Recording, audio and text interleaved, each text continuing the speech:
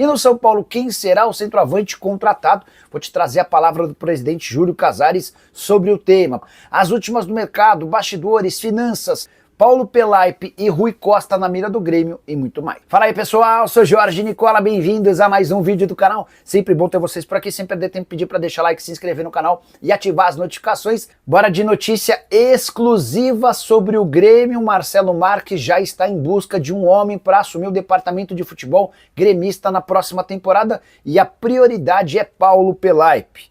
Dirigente muito conhecido no Grêmio que hoje trabalha no Cruzeiro, dá para dizer, porém, que o negócio dificilmente acontecerá. Primeiro, porque o Pelaipe tem contrato com o Cruzeiro até dezembro de 2026 e dificilmente rompe seus vínculos. Depois, porque o Pelaipe está muito alinhado com o que fazem o Pedro Lourenço, dono da SAF do Cruzeiro, e o Pedro Júnior, o homem do futebol. Dessa maneira, pode acabar sobrando para Rui Costa, que é diretor executivo de futebol do São Paulo, assim como o Pelaipe tem toda a sua história no futebol iniciada no Grêmio, só que o Rui nesse momento não vive em fase tão estável no São Paulo. Ele é o braço direito do Carlos Belmonte, que é o diretor institucional, o diretor estatutário do departamento de futebol. E o Belmonte andou se desentendendo com o Júlio Casares, está mais distante do presidente, até por isso existe uma especulação de que o Belmonte corre risco de demissão. Se o Belmonte for dispensado, é natural que o Rui Costa tenha sua posição enfraquecida. E diante desse cenário, com uma proposta para ser o homem do departamento de futebol do Grêmio a partir de 2026, dá para dizer que passa a ter uma boa chance desse negócio acontecer. Só para lembrar, Marcelo Marques é o cara que comprou as dívidas do Grêmio em relação à Arena, foi ele quem bancou o estádio e o entregou para o Grêmio, e é também o cara que está tentando ajudar na contratação de um camisa 10 de peso.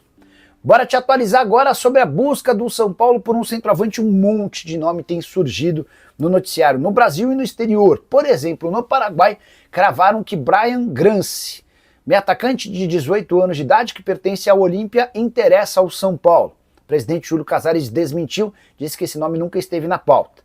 Gonçalo Lencina, atacante argentino de 27 anos de idade que pertence ao Tolima, também foi especulado. Ele tem 31 jogos nessa temporada com 11 gols e 2 assistências. Posso contar para vocês que o Lencina está sendo analisado. Observado, o jogador cujo valor de mercado é de 800 mil euros, contrato até dezembro. Em relação a Lautaro Dias, o jogador foi oferecido ao São Paulo. O tricolor ainda não se decidiu se vale a pena ou não fazer proposta ao Cruzeiro. Enquanto não houver essa posição do técnico Hernan Crespo, o São Paulo não leva essa história adiante. Perguntei, presidente Júlio Casares, vocês já têm alguma negociação mais avançada? Em que pé está essa história? E a resposta do presidente foi, ainda não temos nada definido. A verdade é que estamos analisando o mercado, fecha aspas, o São Paulo tem até a próxima terça-feira para adquirir esse centroavante e a necessidade da contratação de um 9 tem a ver com as ausências de André Silva, Rian Francisco e Caleri, todos com problemas no ligamento cruzado anterior do joelho. Só para registrar e finalizar sobre o São Paulo, o tricolor contratou 3 jogadores para o Sub-20. Primeiro deles, Didier, ponta que pertencia ao Emelec do Equador. O segundo, Lucian, lateral de direito de 19 anos, que havia sido supercampeão pelo Flamengo na temporada de 2024. Nesse ano foi para o Bahia, acabou não se adaptando. A terceira contratação de Guilherme Brito, lateral direito e meia. Ele estava no Flamengo, tem 18 anos de idade. O rubro-negro rescindiu o contrato e ficou com um percentual de olho numa venda futura. O Dineno, ele foi contratado e ele não jogou ainda praticamente, né? Entrou em momentos isolados ali, não faz muito sentido você ir agora buscar centroavante. Ah, mas o Dineno não entregou nada. Tá bom, mas ele também teve pouquíssimas chances, né? Ele chega recuperando parte física com o técnico anterior, e agora com o técnico Hernan Crespo, ele teve um momento que ele entra jogando e só, e depois ele mal aparece no campo. Então ele é um jogador que ele pode ter um pouquinho mais de rodagem ainda. É claro que quando você pensa por uma Libertadores da América, colocar o Dineno é meio absurdo, né? Opa, peraí, estamos na Libertadores. O ataque tem que ser, considerando 3 zagueiros, Luciano e Ferreirinha. Lucas Moura. Ah, voltou o Oscar. O Ferreirinha pode até perder a posição, sei lá, joga na frente ali Lucas Moura e Luciano. Tô falando aqui as opções que o Crespo tem, né? O Oscar talvez nem volte mais esse ano, então muito provavelmente o ataque do São Paulo vai ser composto por Luciano, Ferreirinha e Lucas Moura. E aí eu te pergunto, quem que pode entrar aí? Luca, Henrique Carmo, Dineno, Rodriguinho, muitos caras podem entrar aí. O elenco está lá.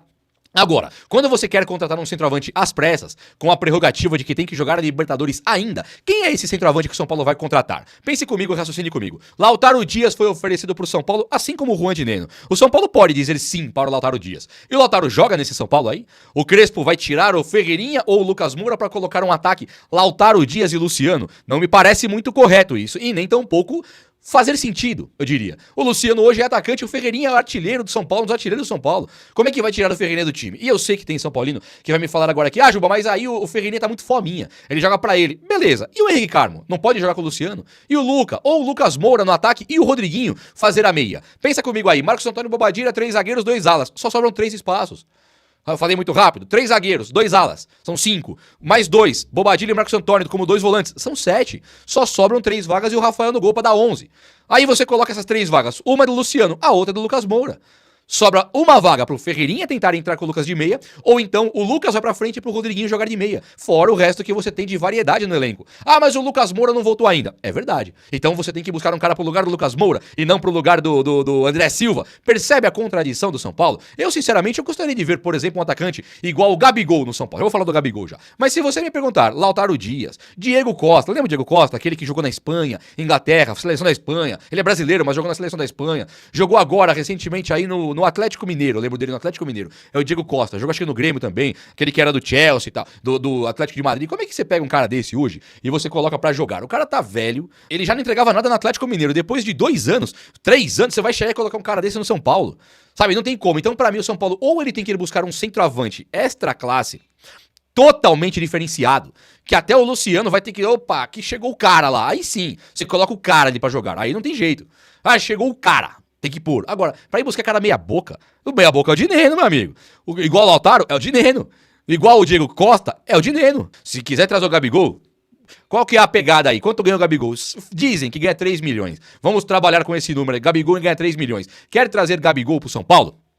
O Cruzeiro paga metade do salário, 1,5 milhão. Fica faltando o São Paulo pagar 1,5 milhão por mês. Aí o São Paulo chega naquele patrocinador que ele queria uma cereja do bolo pro São Paulo, um cara do nível do Oscar e tal. E aí você falou, patrocinador, paga essa outra metade aí. Aí o São Paulo não põe a mão no bolso e traz o Gabigol. Caramba, eu sou o primeiro da fila batendo palma.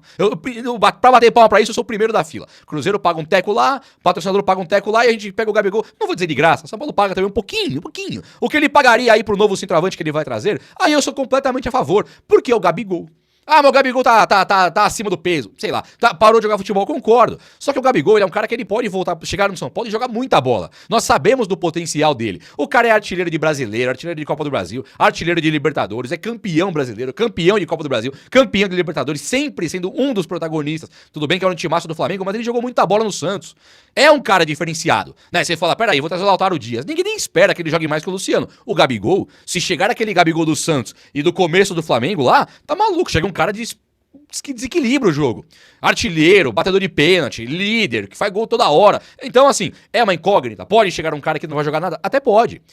O São Paulo não pode arriscar também gastar muito. Tem que fazer um esqueminha pros outros pagarem esse Gabigol pro São Paulo. E eu tô completamente de acordo. Agora, Lautaro, Diego Costa, o Zezinho da Espanha, o Joãozinho da Itália, vai chegar o próximo Éder com 35 anos, sabe? Você fala, meu amigo, será que era isso mesmo? Chegar o próximo Éder, não é o que o São Paulo tem que fazer, né? Ou traga um diferenciadaço, monstruoso, ou não traga ninguém. Aí sim, eu acho que é uma coisa que o São Paulo deve fazer mesmo. Por falar em Gabigol, antes de mais nada aqui, o Gabigol é um jogador que... Eu fiz um vídeo ontem sobre o Gabigol no meu primeiro canal, e aí eu vi muita gente falando assim, ó, Gabigol pra agora, né, dividir opiniões. E outros dizendo, você tá maluco? Mas aí vem uma galera com um pouco de ignorância, até tudo bem, pega nada.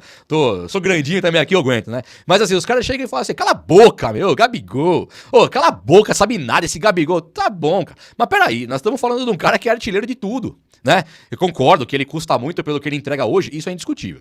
Que ele custa muito pelo que ele entrega hoje, eu concordo 200%. Agora, dizer também que o cara não vai nunca mais jogar bola, aí eu discordo totalmente também. O Caleri, né? Se você é dessa aqui, não, o Gabigol não joga mais bola, você não deveria nem apoiar o Caleri e voltar pro São Paulo.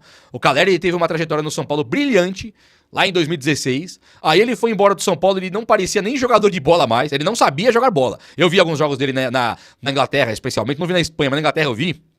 Na China não vi nenhum. Na Inglaterra eu vi. Chegou lá, ele parecia um jogador amador, o Caleri.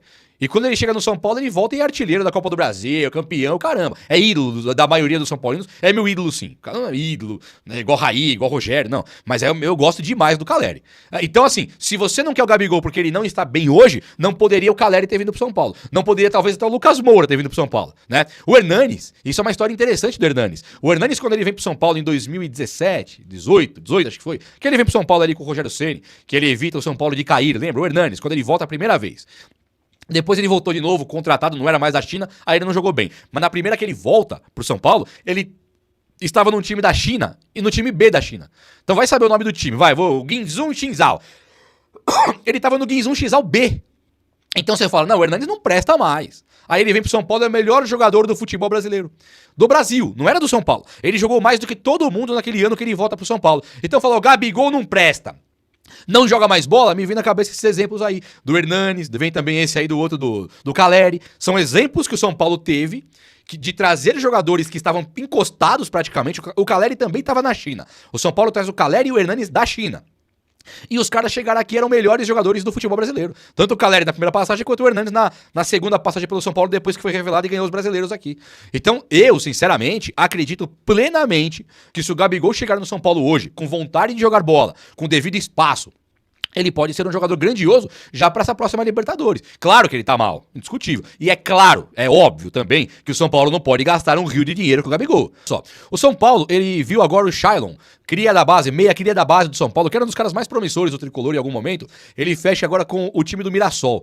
E em alguns momentos da história, quase todos os momentos, fechar com o Mirassol era uma vergonha, né? Você fala, nossa, cara, com todo respeito ao Mirassol, os torcedores do Mirassol, não é uma vergonha assim, mas, por exemplo, um cara que era do São Paulo, ele vai pro Barcelona, você fala, opa, tá realizando o sonho, foi pra Europa. Agora o cara foi pro Mirassol, você fala, ele não deu certo, né? Isso aí é, com todo respeito ao torcedor do Mirassol, e ao Mirassol. Só que hoje, aí vem aqui. Hoje, ele ir pro Mirassol, poxa, isso pra mim, hoje, sai de um Goiás, de um Atlético Goianiense, e vai pro Mirassol, tá subindo na carreira. O Mirassol hoje é um time organizadinho, com uma grandiosa proposta de tipo Fortaleza. Vou falar assim, não é a proposta igual a do Bahia, que virou SAF, do Botafogo, que foi comprado, é uma proposta igual a do Palmeiras, tem a Leila. Não.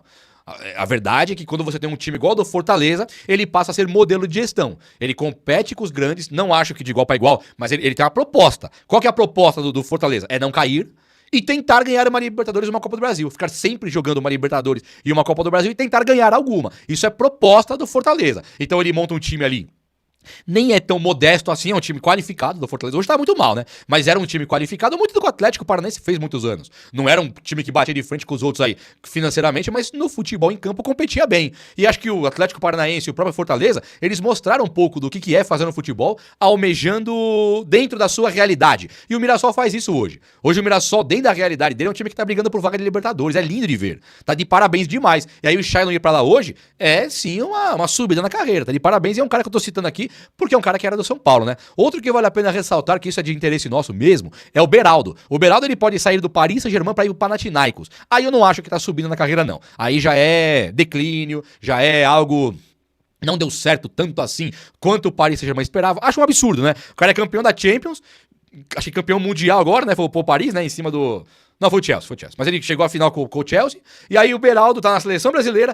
Aí o Panathinaikos vai levar e o Paris vai deixar. Se ele for mesmo pro Panathinaikos, vão pagar uma fortuna de aproximadamente 25 milhões de euros, que é o valor dele de mercado, né? Então se ele render os 25 milhões de euros para o Panathinaikos, para o Paris, com o Panathinaikos contratando, ele pro São Paulo renderia aproximadamente 5 milhões de reais, que é a porcentagem lá no mecanismo de solidariedade, que é previsto na FIFA lá pelo clube formador do cara. Acho muito louco isso aí. São Paulo do nada acorda, opa, peraí, chegou mais 5 milhões aqui. Já teve dinheiro que veio do Morato, né? Pode ter dinheiro do Ederson, é um São Paulo, Casimiro sempre rende, o Antony sempre rende. Você tem caras que do nada pinga uma grana pro São Paulo, porque o cara fica trocando de time na Europa, Militão. E isso é um time que é exemplar. O São Paulo, se ele não tivesse sido tão entregue à sorte nas mãos desses caras aí que fizeram isso com o São Paulo, o São Paulo é um time que o dinheiro brota ali, o dinheiro surge do nada, né? E eu acho muito louco isso daí. Mas, gente, o São Paulo tá realmente buscando por um centroavante, é oficial. São Paulo vai contratar alguém, deu muito que falar esse lance do Gabigol, tem outros nomes surgindo que eu vou trazer pra vocês à tarde no canal principal, mas assim,